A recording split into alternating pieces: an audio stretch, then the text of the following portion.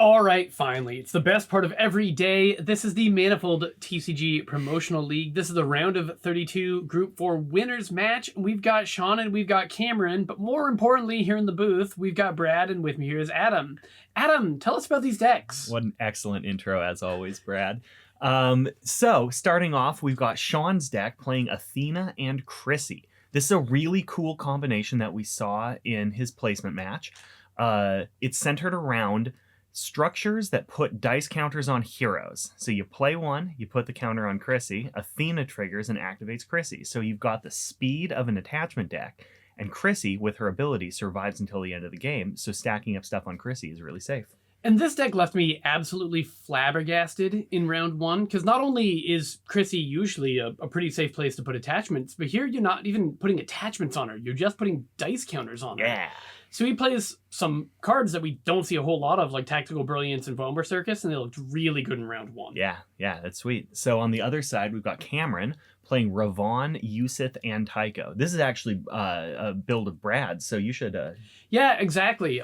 This deck, it's green-yellow bully. First and foremost, it's designed to be stable. It's got some of the most powerful scripted opens in the game. If you have one of your 7 druids, then you can lead that right into Energy Retracer or Leyline of Great Rest, and you come out swinging. Yeah, just very solid. And you surround that with a bunch of quality tactical removal. You've got your Witchfires, your Dosed Thugs, and your Examine the Specimens. And so you get to see this game, are you the controller, are you the aggro? And against Soren, Cameron was the control, and he just killed everything Soren played. Soren could never get his feet under him. I guess we'll see what he feels about doing about this Chryssy Athena deck. Yeah, because as we mentioned, it's hard to control. He's going to have to match swing for swing. Absolutely.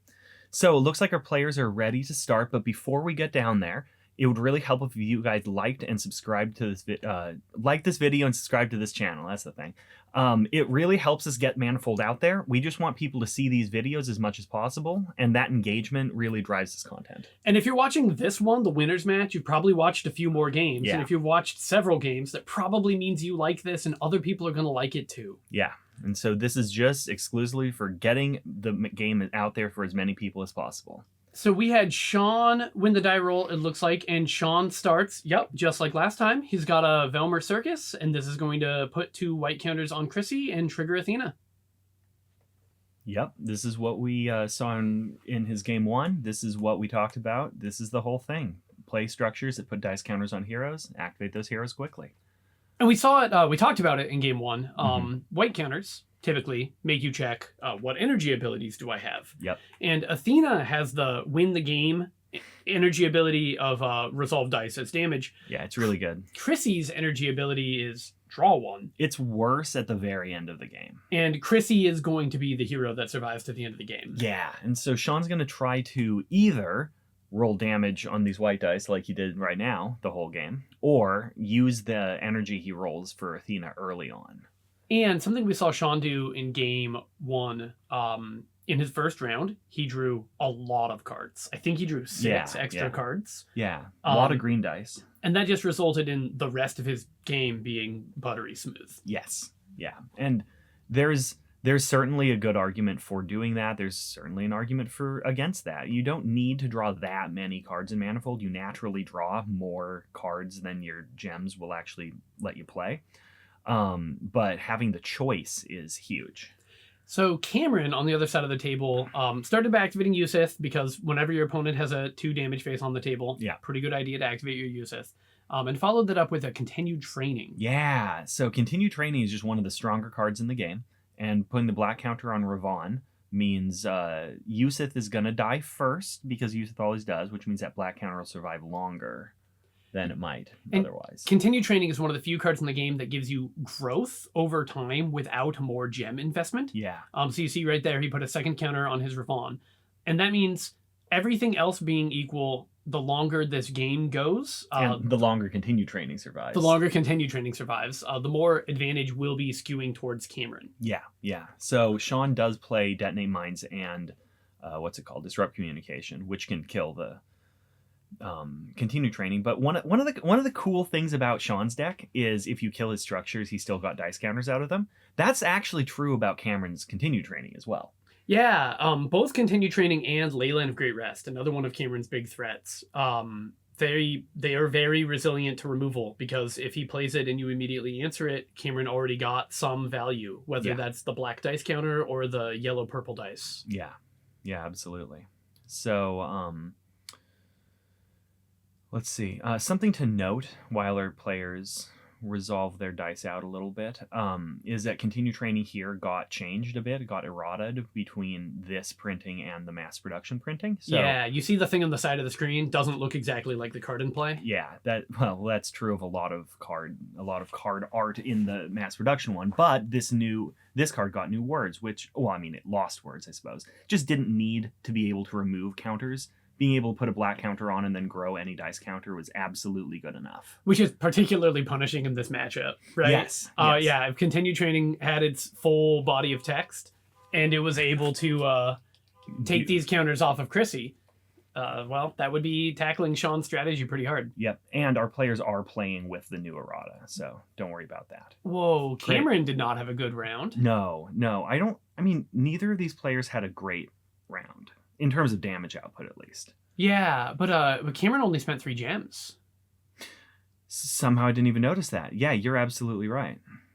He must just not have had cards to play that did the job. You know what wouldn't surprise me? It wouldn't surprise me if he was sitting on a Docide Thug and he was so confident that he was going to kill a radar servo or something that he, passed. Yeah. Wild.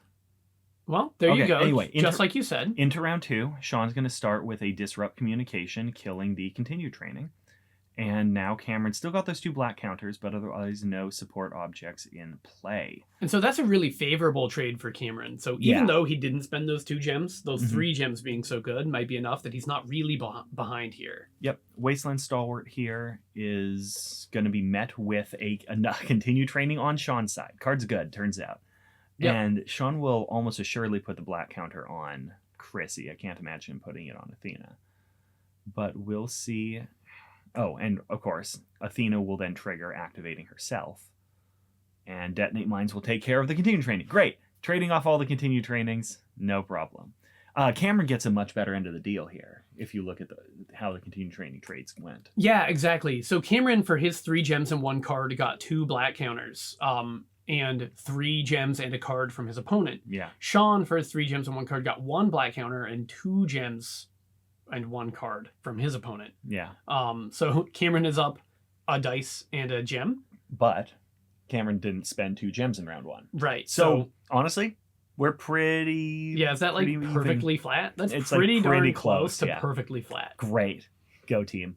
Except we get into this round where Cameron has 3 gems left. Yes. And Sean's out. Sean should have 1? No, 3 for Disrupt Communication, 3 for Continue. Right, it was a Disrupt Communication. Yeah, right, not good call. Lines. So Sean's going to be activating. Yep, this is his last activation. Velmer Circus is kind of cool in that when activated, you can remove a dice to modify 1. Yeah, Velmer Circus does not see a lot of play in our local meta. And ooh. Sorry, go ahead. No, go ahead and talk about that rend. So Sean just modified into rend 1 instead of the probably typical draw 2 or 2 damage.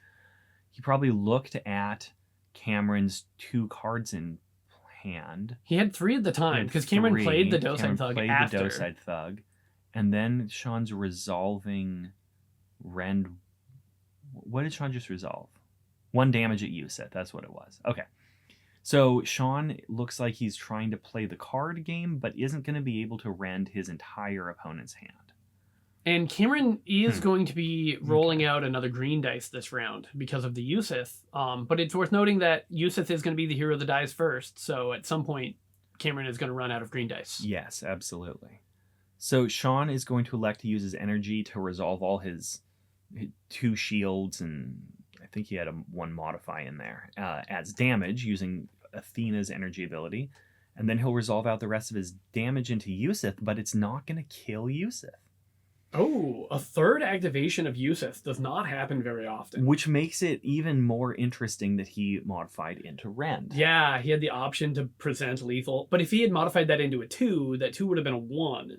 Because Yusith would have eaten it. Yeah, which still kills Yusith. Yeah, so what probably happened here was Sean really didn't want to give Cameron the full Yusith value. and instead is giving him a third instance of Yusuf value. Okay, yeah. He probably would elect to, like, knowing how this round goes, get the 1 extra damage in there. But you're probably right, yeah. Yeah, okay. If you modify into 2 damage, then Yusuf just eats it, I guess, Yeah, and so ideal. Sean locked in his 1 rend instead of modifying into what effectively would have been 1 damage. Yeah, no, that is a very good point. I didn't even think about that. Nice. Okay, sure. Well, knowing that Yusuf survives at 1, it's probably not worth it. But, I mean, before you do all the math. Yeah, you don't know exactly how that's going to go. Yeah. Cool.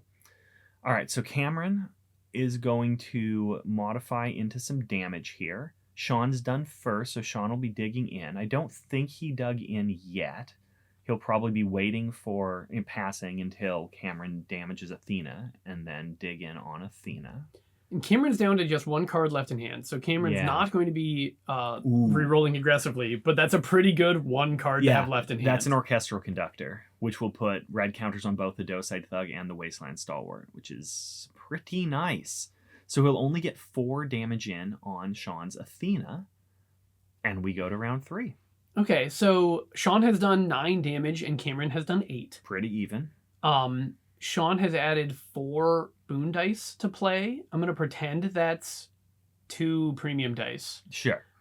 Cameron has added 3 boon dice and 1 premium dice, so I'm gonna call that 2.5 premium dice. Yeah. So yeah, real narrow edges. Yeah, we're at the point where you could argue that one person's winning or something, but you'd have a pretty decent argument on your hands. So Sean, who dug in, is going to start with a Frag Grenade, shooting 2 damage at the Doe-Side Thug.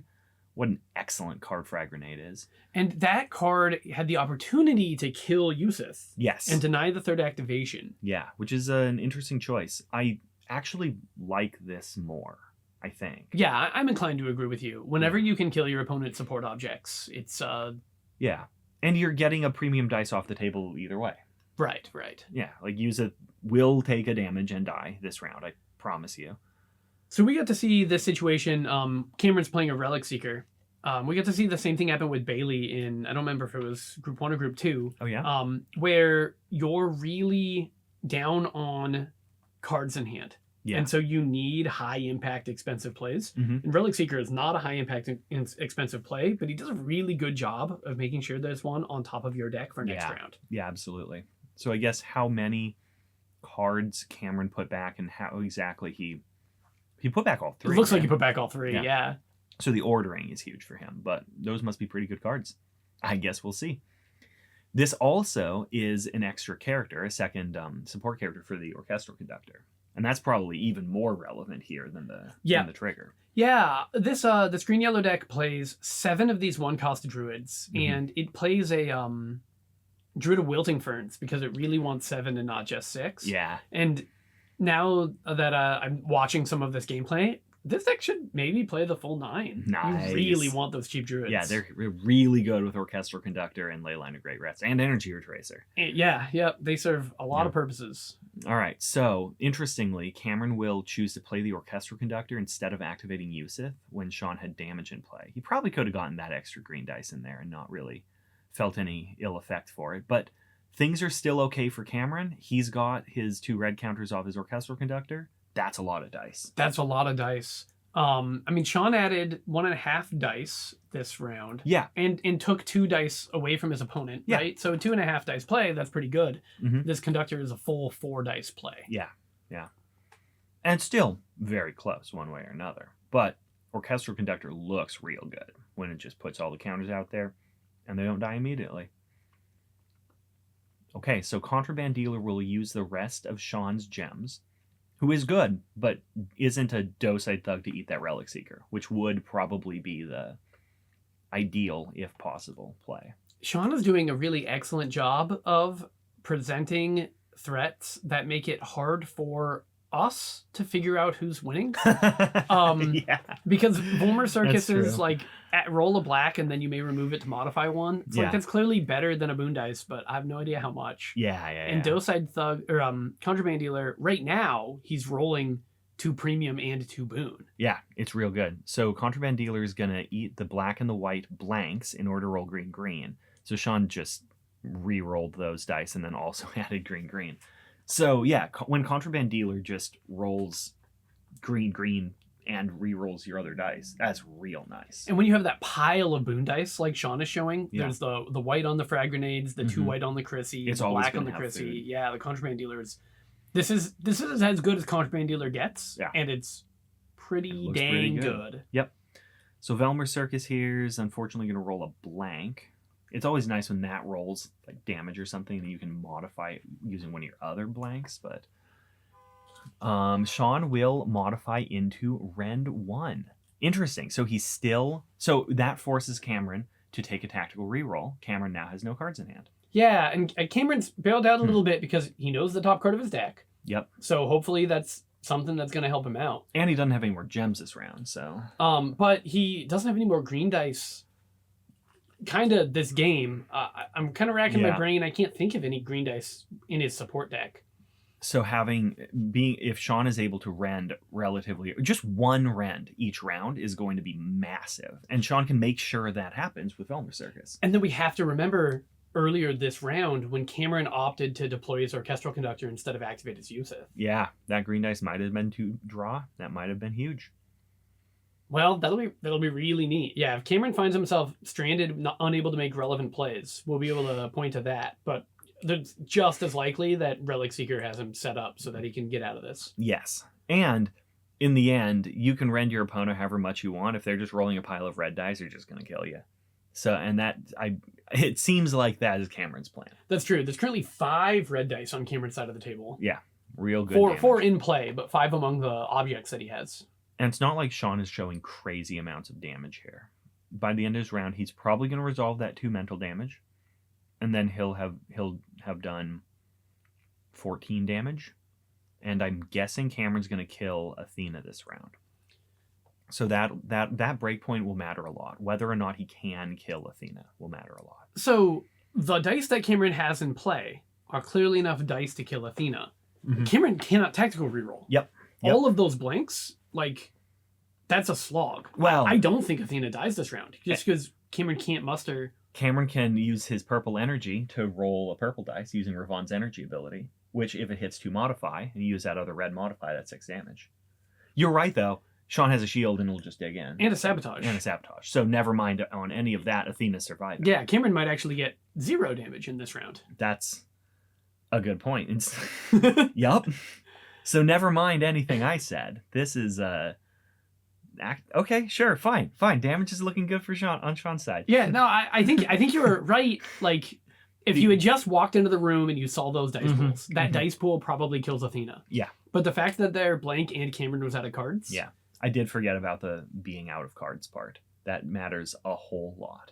So Cameron's going to use Ravon's energy ability, and it'll functionally reroll that purple dice into a modify 1, which, like you said, isn't going to get much damage in. Yeah, so he's probably... He did draw 1 off a black dice, and so he'll be able to tactical reroll these guys. Oh, that examine the specimens that's in his discard? He drew that and then used it to tactical reroll? I believe so. Which means that's the card that he had left on top of his deck with the Relic Seeker. So he actually kind of had not left himself with a, Leyline or Rumble of the Grotto or Orchestral Conductor or some monster. Yeah. But he does know the top 2 still. Yes. So Cameron is going to get the 1 damage, take off your shield, dig in, 1, take off your shield, and then 2 damage. Okay, so he did do some damage. He was dangerously close to doing 0. Yeah. But that 1 draw mattered a lot. So now Cameron has done 12 damage and Sean has done 14. Mm-hmm. Still so close. that's a slight advantage for Sean. Cameron started with more health. So the 6 health difference hasn't been covered yet, but also Cameron has lost a hero and Sean still hasn't. Yep. So Sean here is definitely on the control game plan. Sean's spent every round, except for the first, answering something that Cameron played. Wow. So he'll start by Declaration of Warring and Orchestral Conductor, and Cameron will follow it up with another Orchestral Conductor. What can you say? It's just great. Yeah, big. I'm really curious who is getting the advantage out of this. I guess we see a Doside Thug in Sean's hand, which is going to eat that Relic Seeker. Yeah. So maybe that means Sean's advantaged here because Sean's made some excellent trades. Yep. Sean hasn't lost a hero yet. Sean spent 6 dice killing an orchestral conductor, and the end state here is still an orchestral conductor and 2 red counters on support characters. So, and eating the Relic Seeker, I mean. So Cameron hasn't really lost any ground and traded 5 gems for 6. And Sean has a Dose Head Thug in play. And a shield. It's just perfectly equal. Oh, yeah. Great. So Sean is making excellent trades, but Sean isn't playing powerhouse cards himself. Yeah. That's really cool.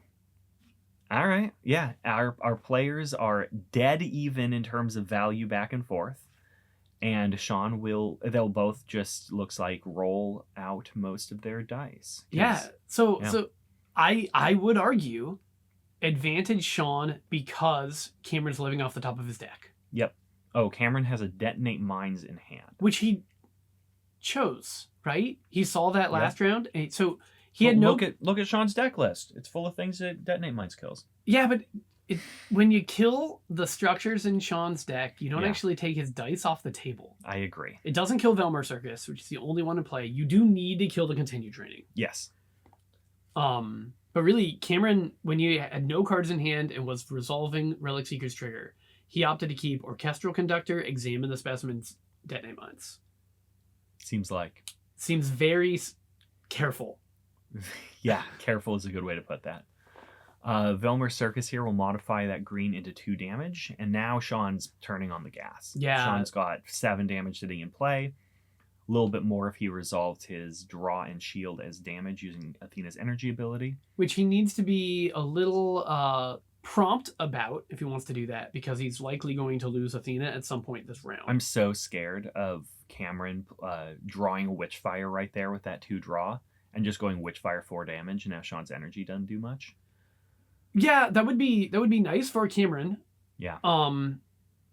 The way we've seen Sean play, he's perfectly happy to just draw those 3 cards. I suppose that's true. That's very true. Wow, look at that. Look at that. All right, Witchfire 4 damage is going to take out Athena, which is actually huge because right now, Sean could, or well, obviously not anymore, energy resolving the 2 draw and the 2 draw is 4 damage. That would be a huge swing. Yeah. So not being able to resolve those as damage is a big differential. Yeah, because right now, Sean's actually not presenting lethal on Tycho. Mm-hmm. And, I guess he is. He is in 3 actions. Or, well, okay. I'll just do my words. Yep. Hidden Blade here will swiftly take off Tycho's shield, I would imagine. Yep, Tycho's shield. And then Sean will look to resolve a bunch of damage. How much was it? It was 4 damage. So now Tycho's at 2. He'll get activated before getting defeated by Sean's 2 damage red dice. And he's going to shuffle the Witchfire back into his deck. So, fun fact, Tycho is the only instance of shuffle in the whole first set.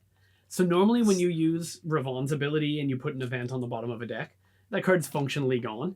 Yep. But this deck in particular plays all these weird tech pieces in order to give you that, like, percentage chance to draw the cards again. Yeah, if you put your 4 favorite cards on the bottom of your deck and then shuffle, you actually could see them again. And if you're self-milling enough with Ravon's Druid activations, it becomes a meaningful percentage of your deck. Yeah.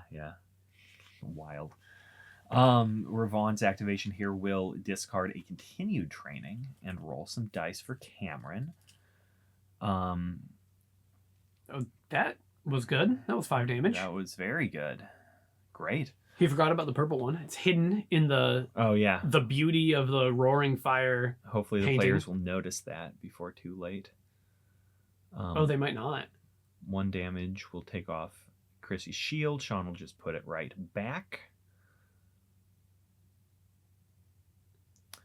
So Sean's still got a number of dice to resolve. He can do any number of tactical rerolls. He's got so many cards in hand. So like, where is this? What is this? Okay, all right. There we go. They properly maintained state. Great. Cameron will be able to modify that black dice into damage and then take off the shield and resolve that. Sean still has a shield, but any amount of damage going through on Chryssy is good for Cameron at this point. One of the things that's really that you learn pretty quick, and you lose games until you learn when you're playing decks that draw a lot of cards, is that at some point you need to stop resolving your green dice as draw. Yeah. Because you just need to re-roll them until you find damage, and that's why you drew those cards, was to re-roll. Yeah. Um, People coming from other games are big fans of drawing as many cards as possible, I've found. But in Manifold, you do draw enough cards. If you really want to draw a lot of cards, you absolutely can. and Too many cards, in fact. he finds an energy and a rend, and the rend again is we're just bullying Cameron Yep. Into using this tactical reroll to roll 2 damage, which is pretty nice. Yeah, Cameron's gotten some really good tactical rerolls this game with his last card. Yeah, Sean bullied him into. He's discarded his last card 3 times this game. Yeah. So 1 damage here will get traded. We'll trade with this red shield. Cameron will resolve 2 damage to take off the shield. It looks like 4 damage will be coming through on Chryssy, meaning Chryssy will start the next round at 10 health to Ravon's, I don't know, 14 health. Really not clear how Sean's going to play out the rest of this round. 2 green dice, a white and a black. He does use the white to draw. So he's probably going to... Yeah, he's probably going to reroll once or twice. I bet he's going to take off the shield and deal 1 or 2. Yeah. So many cool cards in there. I'm excited to see what he plays next round. Yeah, he has the whole gamut of options available to him. Yeah, Smoke Bomb's one of my favorite cards. But there aren't that many ways to cleanly answer a Wasteland Stalwart with counters on it. Yeah, that's certainly true. Declaration of War will do it, but that's not great. All right, so Sean will draw some cards, take off Ravon's shield, and we'll go to next round. 10 health on Chryssy to 14 on Ravon. Very cool. So Sean has the biggest single activation. Right now, Chryssy activates to roll 5, 6, 7, 8, 9 dice. Yeah. And that means we've talked about striking distance in earlier rounds. If it's a close game and we need to see who can do 4 damage first or whatever, Chrissy's going to be advantaged in that. And so if Sean can maneuver this game so that the round doesn't end, or the game doesn't end this round, Sean's ability to win the game at the start of next round is very high. I agree. But Cameron is rolling plenty of dice, and Cameron does have a Haunting Winds in his deck, which Sean needs to worry about. Oh, cool. So Sean's going to opt into playing Rapid Deployment. And this does exactly what you're just talking about. If Sean can survive this round, do some damage, survive at 1 health even, and then go to next round, immediately activate Chryssy, and then just resolve damage, that could mean in the next round, Sean wins before Cameron can take an action. Yeah, so it would make a lot of sense if we see Sean use his blue dice defensively. Yeah. Wow. Cameron, that was a good roll. Oh, Smoke Bomb! Yeah! So, Sean's Smoke Bomb here will clean up the 4 damage just rolled by Orchestral Conductor. 5 damage even. I want to make it clear. Yeah. Smoke Bomb sees play in Maven decks because it has a special positive reaction with Maven. Yep. We don't see Smoke Bomb basically anywhere else normally. Yeah. And if you watch the placement match with Sean and McKinnon, Smoke Bomb looks great. And right here, Smoke Bomb looked excellent. Great. Yeah. Just Sabotage 3 for 3 gems. Very nice. Yep. And the downside is not realized if you haven't made your gems yet. Yup. Real good in the last little bit of the game when your opponent's trying to go as fast as possible. And they roll all their dice real quick. So Sean here is finally going to roll. Well, not finally. We'll actually roll Chryssy's dice here, which is 4, 5, 6, 7, 8, 9, 10 dice. 10 dice. Very nice. And how much damage this rolls will matter a lot. And it's not likely to be a whole lot. Yep. There's 1 red dice, there's 2 green dice, and then there's a bunch of weird things. Yes. A bunch of not very offensive dice here. But if he rolls like 7 damage, that'll be a very different game than if he rolls like 1 damage. Yeah, he learns here if he can try and press lethal. Yeah, exactly. Hey, look, that's a lot of damage. Well, it's 5. Yeah. It's 6. Putting your opponent to 9 is not... No, it's 7. It's 7 damage. 2, 2, 1, 1, 1. Yeah. Yeah, okay. Yeah. Okay. Yeah, like 7. That's what I said. Cameron does have the Haunting Winds in hand. Oh, no. And yes. All right. So 4 damage into Chryssy here will put her down to 6 health. I suspected he did when he activated all his objects without playing any cards. Yeah.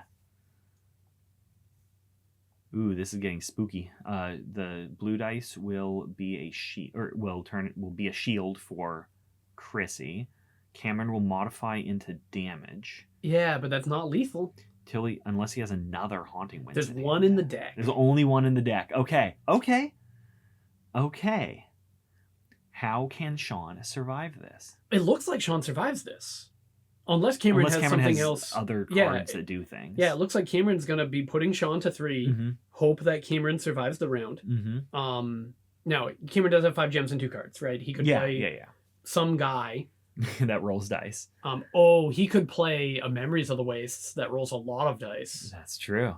Bunch of options. Sean will modify using Velmer Circus into that shield there, which will hopefully keep him a little healthier. Yeah, I think that's a good play. I slightly prefer modifying it to Sabotage. Yeah. Because the Sabotage is going to hit a 2 instead of a 1. Yep. But I really do like Sean playing this defensively. Yep. All right, so Wasteland Stalwart on Cameron's side. We'll put a yellow counter on Orchestral Conductor. I feel like Cameron was trying to kill Sean as fast as possible this round, which means he activated all his stuff as quick as possible. So when he got smoke bombed and lost 5 damage, this is why he didn't play it before activating Orchestra. Yeah, right. And so he doesn't end up getting his full yield because he wanted to make the game over before his opponent got the opportunity to interact. Who cares? We'll just roll 2 damages, right? Says Cameron. That's still not lethal, but now it's real close. And now that's lethal. All right, so Witchfire and 6 damage will kill Sean. So the Sabotage that you were talking about would have kept. That would have been the difference. That would have been the difference. Oh man, wild. And Sean's likely to deal 3-ish damage this round. So then Chryssy's would have a Rapid Deployment and a Tactical Brilliance at the top of the next round.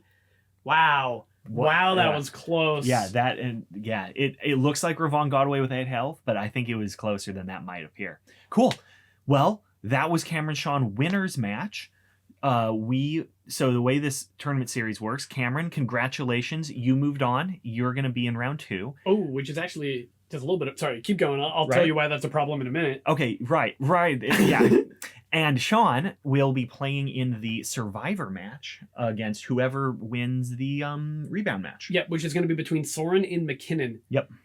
So a little fun thing, which I think I know how we're resolving this, but we haven't quite finalized it. Cameron's leaving for Japan. Right. In like 3 days. Yep. And we're pretty sure he's going to pick a champion, and that champion is going to play in his slot. Yeah. And Cameron will probably be back by the round of 8. Okay. So good luck to Cameron's champion. Yeah. And in round 2, that's maybe who you see. Either way, stick around for the next couple videos, see if Sean gets into the round of 16 or if whoever wins the rebound match gets in. Sick. Very exciting. This was a great game. Yep. Thanks for watching. We'll see you in the next one.